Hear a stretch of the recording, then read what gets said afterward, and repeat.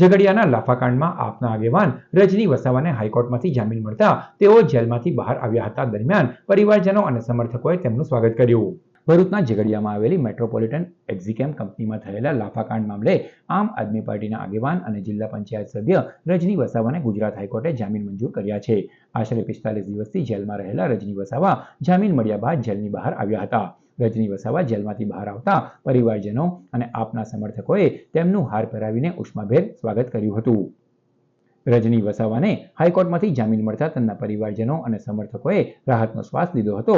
જોકે આ કેસમાં ભરૂચ જિલ્લા આમ આદમી પાર્ટીના પ્રમુખ પિયુષ પટેલ અને ઝઘડિયા તાલુકાના આપ પ્રમુખ હજુ પણ જેલમાં છે.